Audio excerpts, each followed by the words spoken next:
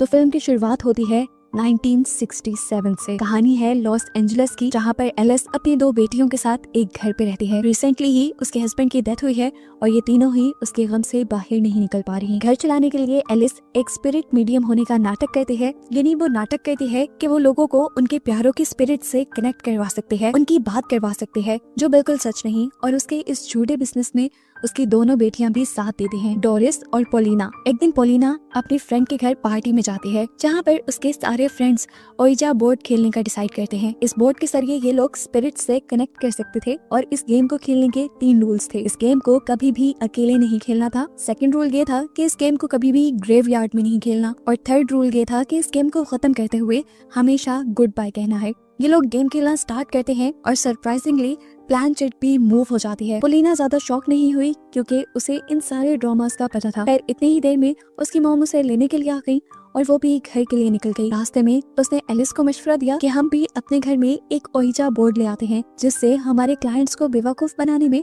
हमें काफी आसानी होगी। एलिस भी उसकी बात मान जाती है और सुबह होते ही एक ओइजा बोर्ड अपने घर ले आती है। बोर्ड घर पे रखने के बाद वो डोरिस को लेने के लिए स्कूल चली जाती है, जहां हम देखते हैं कि डोरिस को स्कूल के बच्चे बुली कर रहे थे, जिसके बारे में डोरिस ने किसी से शेयर नहीं किया था। खैर डोरिस को लेकर एलिस घर आ गई और घर आते ही उसने ओइजा बोर्ड खेलने का डिसाइड किया, ये जाने बगैर कि इस गेम को खेलने के लिए कुछ रूल्स थे। इस गेम को कभी अकेले नहीं खेलना था और वो अकेले ही खेल रही थी। ये खेलते हुए उसने नोटिस किया कि प्लानचेट हिल रही थी। अब एलिस यहाँ पर मौजूद किसी भी स्पिरिट से कुछ सवाल पूछने लग जाती है, जिसके जवाब यहाँ प्लानचेट पर तो एलिस को नहीं मिलते, लेकिन ऊपर हम देखते हैं कि एलिस की बेटी डोरिस अब पोसेस हो चुकी है और वो उन सभी सवालों के जवाब दे रही है जो एलिस नीचे बैठी ओइजा बोर्ड से पूछ रही थी।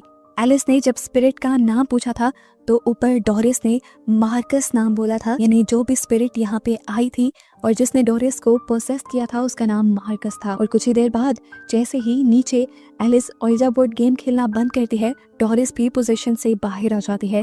लेकिन गेम छोड़ते हुए भी एलिस ने एक और रूल तोड़ दिया, उसने गुड बाय नहीं बोला। रात होती है और हम देखते हैं कि डोरिस भी उस ओइजा बोर्ड के पास आई है। उसे पता था ये ओइजा बोर्ड लोगों को उनके प्यारों के स्पिरिट से कनेक्ट करवाता है।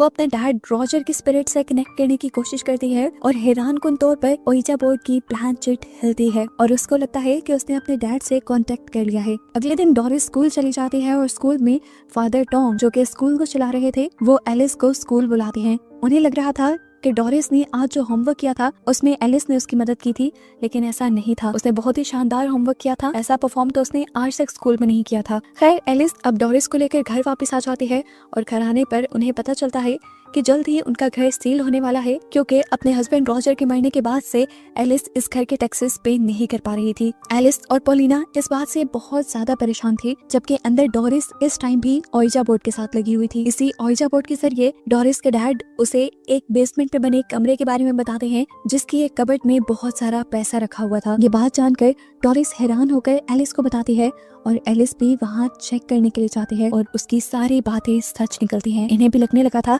कि सच में डोरिस ने अपने डैड से कनेक्शन बना लिया है, इसीलिए ये तीनों मिलकर अब ओइजा बोर्ड खेलने का डिसाइड करती हैं अपने डैड से बात करने के लिए। एलिस सबसे पहले ये चेक करना चाहती थी कि ये स्पिरिट जो जवाब दे रही है वो रॉजर की ही है या किसी और की है। वो स्पिरिट से एक ऐसा सवाल पूछती है जो सिर्फ उसे और रॉजर को पता था और एलिस को सही जवाब मिलने पर वो जान गई कि ये स्पिरिट और किसी की नहीं बल्कि उसके हस्बैंड की ही है। एलिस को अब इस ओइजा बोर्ड के ऊपर बिलीव होने लगा था और डोरिस ने उसे ये भी बताया था कि वो इस प्लानचेट के जरिए स्पिरिट्स को भी देख पा रही है। एलिस प्लान करती है कि वो डोरिस और ओइजा बोर्ड की मदद से सच में अपने क्लाइंट्स को उनके रिलेटिव से कनेक्ट करवाने की कोशिश करेगी, लेकिन पोलिना उनका इस प्लान में साथ देने से मना कर देती है। पर एलिस ने अपना प्लान कंटिन्यू रखा। वो डोरिस के साथ ओइजा बोर्ड के जरिए लोगों को उनके प्यारों से कनेक्ट करवाती रही और इसी बिजनेस की वजह से डोरिस ने स्कूल भी जाना छोड़ दिया। ओइजा बोर्ड खेलते हुए अक्सर डोरिस अजीबोगरीब आवाजें भी निकालती थी, जो तकरीबन लोगों के फैमिली मेंबर जैसे ही लगती थी और इससे उनके क्लाइंट्स ज्यादा इन लोगों के ऊपर बिलीव करने लगे थे। इनका बिजनेस बहुत अच्छा चलने लग गया था, लेकिन इस सब के दौरान डोरिस अपनी गर्दन में लगातार दर्द फील करती है। उसे अपने ऊपर कुछ भार फील हो रहा था, इसीलिए वो प्लानचेट ले जाकर शीशे में उस प्लानचेट से देखती है तो उसकी कंधे पर एक इवल स्पिरिट थी जिसे देखकर वो डर गई। वो चिल्लाई तो वो इवल स्पिरिट उसके अंदर चली गई, यानी इवल स्पिरिट ने उसके ऊपर पूरी तरह से कब्जा बना लिया और उसे पोसेस कर लिया। पोसेस होते ही डोरिस नॉर्मल हो गई और उसने जाकर अपनी बहन के कान में कुछ विस्पर किया, आहिस्ता से कुछ बोला, जिसकी वजह से पोलिना को भी डरावने डरावने ख्वाब आने लगे। अगले दिन हम देखते हैं डोरिस स्कूल में थी और जैसे ही उसे कुछ बच्चे बुली करने लगते हैं तो डोरिस अपनी पावर से उल्टा उन्हीं को नुकसान पहुंचा देती है। डोरिस अब घर आ जाती है और आज उनके घर पे पोलिना का फ्रेंड आया था। वो जब डोरिस से बातें करता है तो आज डोरिस बहुत ही डरावनी और अजीब बातें करती है उसके साथ। वो उसे बताती है कि अगर कोई गला दबाकर मरे तो उसे कैसा फील होता है, उसे कैसा दर्द महसूस होता है। और ये बातें सुनकर इस लड़के को काफी अजीब लगा था। अब पोलिना भी जब अपने रूम में आती है तो देखती है कि उसके डॉल के होंठों को किसी ने सी दिया था। ये देखकर पोलिना को गुस्सा आया, उसे लगा ये काम डोरिस का है, लेकिन डोरिस ने बताया नहीं, ये काम मैंने नहीं किया, ये काम डैड ने किया है, क्योंकि वो इस घर में आने वाली सभी आवाजों को बंद करना चाहते हैं। वो उन आवाजों की बात कर रहे थे जो डोरिस निकाल रही थी आजकल। ये बातें सुनकर पोलिना डर जाती है और जाकर एलिस से कहती है मुझे लगता है कि डोरिस पागल हो रही है, वो बहुत ही अजीब हरकतें करती है आजकल। रात में वो देखते हैं कि डोरिस ने कुछ नोट्स बनाए थे और ये नोट्स पॉलिश लैंग्वेज में थे। हालांकि उनके घर में किसी को भी पॉलिश नहीं आती थी। वो इन पेपर्स को लेकर स्कूल में फादर टॉम के पास चली जाती है और उनसे रिक्वेस्ट करती है कि वो इन पेजेस को ट्रांसलेट करवाएं। उन पेजेस को ट्रांसलेट करवाने के बाद खुद फादर टॉम शाम में उनके घर आ जाते हैं और घर आते ही एलिस से कहते हैं कि मुझे एक ओइजा बोर्ड सेशन चाहिए क्योंकि मैं अपनी वाइफ से कनेक्ट करना चाहता हूँ। इनका सेशन शुरू कर दिया जाता है।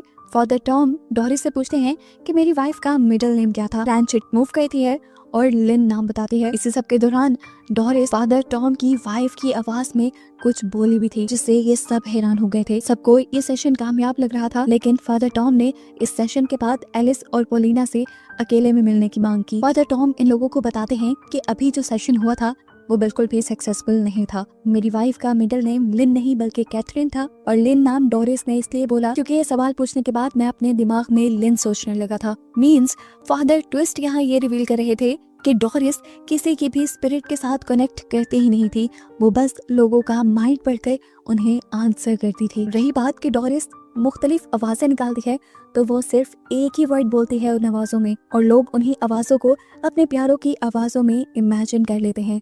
यानी डोरिस किसी रैंडम आदमी या औरत की आवाज निकाल पाती थी, क्योंकि फादर टॉम ने बताया कि डोरिस ने उस टाइम जो आवाज निकाली थी वो भी मेरी वाइफ की नहीं थी। एलिस ने भी सवाल किया कि आखिर डोरिस ये सब कर कैसे पा रही है, तो फादर टॉम ने बताया कि उसे किसी इवल स्पिरिट ने पोसेस किया हुआ है जो सब काम ये डोरिस से करवा रहा है। उन्होंने पोलिना को बताया कि तुमने मुझे जो पेजेस लाकर दिए थे उसमें एक मार्कस नाम के बंदे की कहानी लिखी हुई है जो पोलैंड से यहाँ लॉस एंजेलिस आया था। वर्ल्ड वॉर 2 के टाइम एक पागल डॉक्टर ने मार्कस को पकड़ लिया था और वो डॉक्टर मार्कस के ऊपर अजीबोगरीब एक्सपेरिमेंट करता रहा।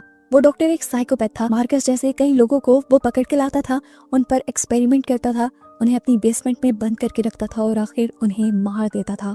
और ये घर जिसमें इस टाइम एलिस और उसकी फैमिली रह रहे हैं, ये असल में उसी डॉक्टर का घर था। और जितने भी लोग उस डॉक्टर ने मारे थे उनकी लाशें आज तक इसी घर में थी। यानी मान ले कि ये घर एक कब्रिस्तान था और जैसा हमें पहले पता है कि ओइजा बोर्ड का रूल है उस गेम को कब्रिस्तान में नहीं खेलना, तो तीसरा रूल भी यानी एलिस ने तोड़ दिया था ओइजा बोर्ड का और इसी वजह से ये लोग किसी बड़ी मुश्किल में फंसने वाले थे।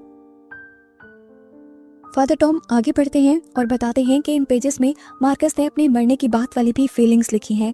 मरने के बाद भी वो इन सारी चीजों को फील कर पाता है। वो पिछले कई सालों से बाकी स्पिरिट्स के साथ इसी दुनिया में उनके इसी घर में रहता है। मार्कस ने इन पेजेस में लिखा था कि स्पिरिट वर्ल्ड बहुत ही कोल्ड है, वॉइसलेस है, इसमें कोई बोल नहीं सकता, किसी के पास आवाज नहीं है, लेकिन मार्कस को आवाज मिल गई है डोरिस की शक्ल में। यही वजह थी कि डोरिस एलिस के सारे सवालों का जवाब सही से दे पा रही थी, क्योंकि हमेशा से ही मार्कस उन लोगों के दरमियान रहा था। नीचे हम सोफे पर बैठी हुई डोरिस को देखते हैं जिसकी आंखें भयानक हो चुकी हैं और उसने पूरा मुंह खोला हुआ है। इतनी देर में दरवाजा नॉक होता है और वो नॉर्मल हो जाती है। जाकर उसने दरवाजा खोला तो यहाँ पर पोलिना का फ्रेंड आया हुआ था, जिससे हेलो हाई करने के बाद वो उसे बेसमेंट में ले गई। यहाँ बेसमेंट में जाने के बाद कुछ छेड़छाड़ करते ही इस लड़के को यहाँ पे कुछ स्कल्स मिलते हैं, मरे हुए इंसानों के ढांचे मिलते हैं, जिन्हें देखकर वो घबरा जाता है। और पीछे हम डोरिस को देखते हैं जो अब अजीबोगरीब तरीके से प्रोसेस हो रही थी, उसकी बॉडी भी मुड़ रही थी और एकदम से उसने आकर इस लड़के के ऊपर हमला कर दिया और हमला करते हुए उसकी आंखें बिल्कुल सफेद पड़ चुकी हैं। इस मर्तबा हमला करके उसने इस लड़के का गला दबाकर इसे मार डाला। खैर यहाँ पर फादर टॉम भी अपनी मीटिंग करके पोलिना और एलिस के साथ नीचे आते हैं। तो आते ही ये देखकर उनके होश उड़ जाते हैं कि पोलिना की दोस्त की लाश उनके घर के बीचों बीच लटकी हुई थी, कुछ इस तरह से कि जैसे इस लड़के ने खुदकुशी की हो, खुद को फांसी से लटकाया हो। ये देखकर फादर टॉम डर गए और फौरन बेसमेंट में गए। यहाँ पर फादर को दीवार के अंदर कई इंसानों के स्कल्स दिखते हैं, इसलिए फादर फौरन से एलिस को उनका ओइजा बोर्ड जला देने को कहते हैं। ये लोग ओइजा बोर्ड तो जला चुके थे, लेकिन कुछ ही देर बाद हमें वही ओइजा बोर्ड सही सलामत उनके टेबल पे रखा हुआ दिखाई दिया। यहाँ हम देखते हैं कि सबके दौरान इन्हें डोरिस कहीं नहीं मिल रही थी, लेकिन तभी फादर को दीवारों के पीछे से किसी की आवाजें आई। उन्हें यहाँ पर एक हिडन डोर भी मिल गया जिसके अंदर एक और कमरा था। ये उस पागल डॉक्टर की लैब थी जिसमें वो इंसानों पर एक्सपेरिमेंट किया करता था और यहीं पर डोरिस पोसेस हुई खड़ी थी। फादर टॉम के यहाँ आते ही यहाँ की स्पिरिट फादर टॉम को भी पोसेस कर लेती हैं और फादर टॉम अब खुद ही एलिस और पोलिना के ऊपर हमला कर देते हैं, जिनसे बचने के लिए ये दोनों यहाँ से भाग जाती हैं। दिखाया जाता है कि वो स्पिरिट फादर टॉम का दम घोट के उसे मार डालती है, जबकि पोसेस हुई डोरिस अब अपने मॉम और बहन को मारने के लिए बाहर निकल आती है। डोरिस के हाथ लग जाती है उसकी मॉम, जिन्हें वो बेहोश करके बेसमेंट में ले जाती है। जबकि यहाँ पर हमें दिखाया जाता है कि पोलिना के पास उसकी डैड की सोल आई थी, जो उसे उठाकर उसके एक कमरे में ले गए। यहाँ पर इन सब चीजों को दोबारा से ठीक करने का तरीका पोलिना के डैड ने उसे समझाया कि तुम्हें उन आवाजों को ही बंद करना होगा जो स्पिरिट वर्ल्ड से यहाँ आ रही हैं। ये सारी आवाजें क्योंकि डोरिस को मीडियम बनाकर यहाँ आ रही थी, इसीलिए पोलिना को डोरिस के हॉर्न बिल्कुल उसी तरह सीने थे जैसे तुम्हारी डोल के हॉर्न मैंने सीए थे। पोलिना अपने डैड की सारी बात समझकर फौरन अपनी मॉम को बचाने के लिए बेसमेंट में पहुंच जाती है, जहाँ पर डोरिस बस अपनी मॉम के ऊपर हमला करके उन्हें मारने ही वाली थी। इस टाइम पोलिना अपनी बहन के होंठों को सीने के लिए स्टिचिंग नीडल भी लेकर आई थी। उसने फौरन से जाकर डोरिस के ऊपर हमला कर दिया, लेकिन पीछे से काफी सारी स्पिरिट्स उसे रोकने लग गईं। काफी सारे काले हाथ उसकी बॉडी के ऊपर दिखाए गए, लेकिन पोलिना डरी नहीं, रुकी नहीं। उसने आखिर डोरिस के हॉर्न बिल्कुल उसी तरह से सी दिए जैसे उसके डॉल के सिले हुए थे, और ऐसा करते ही डोरिस मारी गई। मरने के बाद आखिर डोरिस की सोल जाकर अपनी डैड की सोल से मिलती है और खुश हो जाती है। जबकि यहाँ अब हम पोलिना को देखते हैं, जिसे यहाँ की सारी सोल्स ने पोसेस कर लिया था, और पोसेस होते ही उसने अपनी मॉम को मार डाला।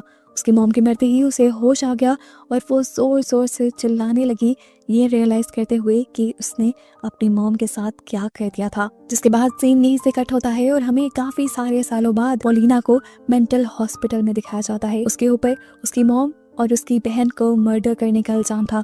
यहाँ पर डॉक्टर की बातों से हमें पता चलता है कि पुलिस को आज तक डोरिस की लाश नहीं मिली थी और पोलिना भी इस बारे में उन्हें कभी कुछ नहीं बताती थी। डॉक्टर पोलिना को वापस उसके रूम में भेज देते हैं, जहाँ जाकर पोलिना अपने खून से दोबारा एक ओइजा बोर्ड तैयार करती है और अपनी बहन की सोल को बुलाने की कोशिश करती है। उसका ये प्रोसेस काम कर भी जाता है और थोड़ी ही देर में हम डोरिस की स्पिरिट को उसके पास बैठा देखते हैं। जब डॉक्टर पोलिना के रूम के पास से गुजरते हैं तो वो यहाँ कुछ अनयूजुअल फील करते हैं। वो रूम के पास खड़े हो जाते हैं और पोलिना भी उनके सामने आकर खड़ी हो जाती है। रूम के अंदर तो उन्हें कुछ एबनॉर्मल फील नहीं हुआ, लेकिन वो ये नहीं देख पाए कि मरी हुई डोरिस की सोल इवल तरीके से उनके पीछे लटकी हुई थी। और बस यही दिखाते हुए ये मूवी यहाँ खत्म हो गई।